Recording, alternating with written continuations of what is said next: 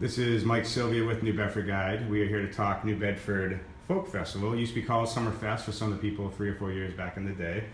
It is between 9 and 10 July, so that Saturday, Sunday, that weekend, which is about 2 weeks away.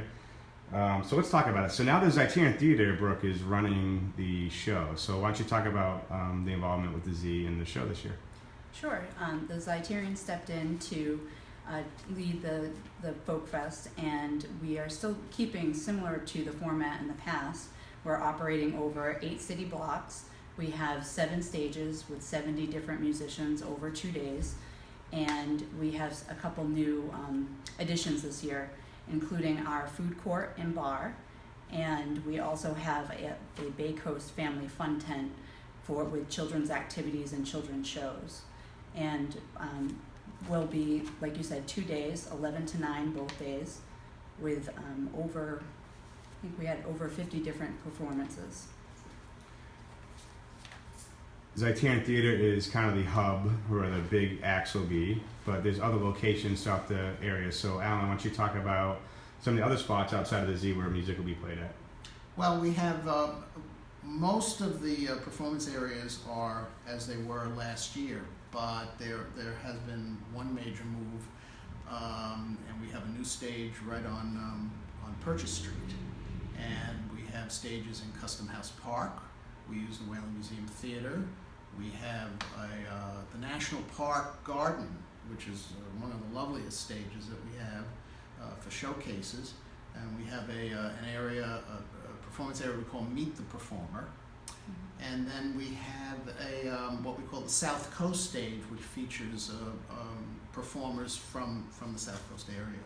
So I don't know if that's 7, but there are 7 performance areas. And the Zeitarian, of course, is the main stage, the largest performance area. But what's I think unique about the Folk Festival compared to others that are much larger is that you'll see performers on the Zeitarian stage, and in most cases, you will catch them over the weekend on some of the smaller stages, including some of the very smallest stages we have, such as the Meet the Performer. So it's a very up close and personal festival, much different from other larger festivals.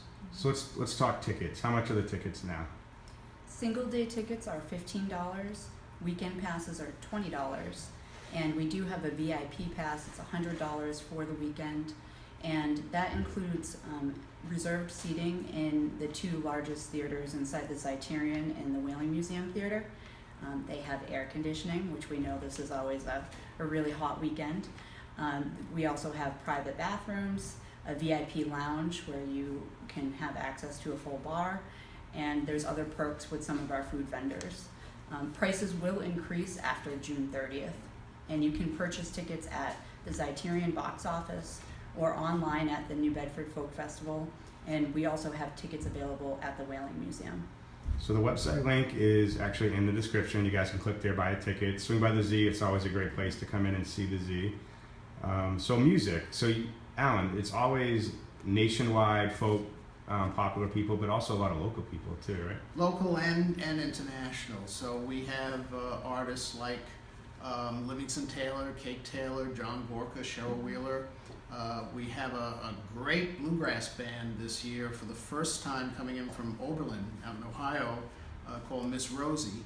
And but we also have every year we have our South Coast stage with our local area talent, and it's really an opportunity to take a moment and meet that local talent in a very intimate type of performance area. So, what are some of the local bands? Usually it's like Grace Morrison, people like that. Grace actually was on the South Coast stage in past years. She's doing the full festival.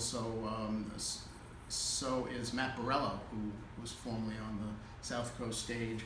But some of the others are Chuck Williams, Back Porch, the Jethros, very popular band, Joanne Doherty, and one of my personal favorites, although I've never met them, but I saw them last year, and we invited them back, the Moldy Suitcases, which got a terrific reception. Very unique 20s, 30s style kind of music. Incredible. So on the schedule, you look at the South Coast stage and you make sure you get over to that local South Coast stage area. You're going to see some great talent. And the folk festival, it kind of lives on William Street, Purchase Street. That's kind of like the L, but there's also, I think, Pleasant Street. Kind of all downtown, so there's a lot of arts and crafts. Anyone want to talk about the arts and crafts? Sure. So from Purchase Street all the way down to the Whaling Museum, we have over 100 different craft vendors that will be set up for the 2 days, from pottery to jewelry to clothing, musical instruments. We have a full mix. And then we have some food vendors mixed in there too. Our food court will be mainly outside the Zeiterion Theater, and then we'll have snack type items throughout the footprint. So the kids tent, that's I think a Bay Coast sponsored tent, right? Yes. So what is that? That's new this year. It is new this year. That will be open 11 to 5 both days. We'll have some scheduled shows. So we have the Birds of Prey show on Saturday at 2 p.m. It's always a very popular show talking about the eagles and raptors in our area. And then on Sunday we'll have Carabiners Rock Climbing Wall. They'll be there all day from 11 to 5. And we'll also have a Buttonwood Park Zoomobile is coming, and they're bringing some animals, and that will be 2 o'clock on Sunday. And then we'll have a mix of hands-on crafts for kids throughout the day. If I could add something on that, the family area is going to be great, but we really encourage bringing the children, not just for the family area, but also to come in and see the performances. One of the advantages of the festival is that you are so close to the performers, and when you bring your kids that close to these professional musicians, so they watch them play the instrument, they can literally, you're an arm's length.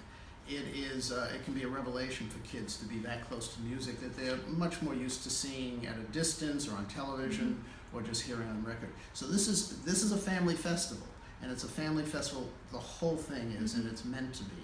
So we really encourage the kids to bring the kids and come in. And we should mention that children 12 and under are free into the festival. I've been going for the last 6 years since I've been back to the area, and I'm not a folk listener, okay? But you see people from Europe, you see people from Canada, you see people from America, all around the United States, and it kind of grows on you. So what would you tell people who are not folk listeners? It's not just for folk listeners, right? It's for everyone. Well, no, I mean, and I fully understand everybody has different tastes. Folk music, like jazz, like so much other music, has almost gone underground. Pop music is what most people hear, country music, rock, of course. And folk music is a big umbrella. So you're dealing with traditional folk music, of course, but you also have contemporary singer-songwriters, you have the Celtic, Irish, Scottish, you have bluegrass, you have blues. So it's a wide-ranging type of music, and what we try to do is bring in performers that are knowledgeable, that are accessible, and that have energy. And so it's not necessarily be a fan necessarily of any type of music, any genre, to go to an event and just be swept up by the sheer magic of the music that's everywhere. And it is everywhere. Somebody said it, the whole town, this whole area turns into music. I always, at Saturday at 11 a.m., I just stand in one spot, move a little bit, and you can just hear all the performance areas just light up with music, and it's a grand experience. So try it. So let's talk parking. You have the Zeiterion parking garage, you have the Elm Street parking garage, because really downtown gets kind of taken over. Right. So those are the best spots for people to park, right? Right, and of course, parking is free on the weekends. There's no metered parking, and so you can still find some spots. We just suggest get here early. So Scott Carolla, our New Bedford artist, says hi, Brooke. Hi, Scott. So a big thing, this festival, really the backbone is volunteerism. There's a lot of people who volunteer, and you see it. They come out every year. They love the festival. So you still looking for volunteers? Absolutely. We need at least 150 volunteers to make this happen. And so we're always trying to get some new people involved. And it's a great way to give back. And then you get a free ticket for the rest of the weekend to see the music. So a nice trade, work a little bit and come Well, out. the number of hours you're working is not that great, and you do get the entire weekend. And a T-shirt. And a T-shirt, And that's a right. T-shirt, So don't it's a great way to experience the festival and also contribute to it. Mm-hmm. So would also, besides volunteers, sponsors make this thing happen. Mm-hmm. So why don't you tell me about a few of them? Sure, I'll list a few. We always partner with the Whaling Museum. Bay Coast Bank has been great with the family programming tent. We have Cornell Dublier, PGOSO, and Santander, Mass Cultural Council, and NIFA. And we have a whole mix more, but we always need more to make this festival stay at a low cost so that we can keep putting it on. And this is our 21st year, so let's keep it going and go for 20 more. I'd like to emphasize on the cost only because this past weekend there's a comparable folk festival, happens to be in New York State, multi-stage, crafts, although not nearly as many as we have. And their tickets for the weekend are $130 a piece. So here we have a VIP ticket for less than that, and the regular weekend passes are extremely affordable. So this is a gift really to the people of New Bedford and the surrounding area. They come from miles away, but this is really a gift for the city.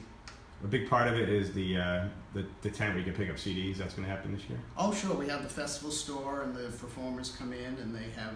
I have to remember not to call them records. It's my age showing, but they have CDs, and sometimes there are music books that the performers bring. But the store is very successful, and the festival T-shirt is for sale as well. And I encourage people to get their T-shirt as soon as possible because they do run out. Okay, so just quick summary. New Bedford Folk Festival, 9 through 10 July. Very cheap tickets. You can buy them online. The link I have below.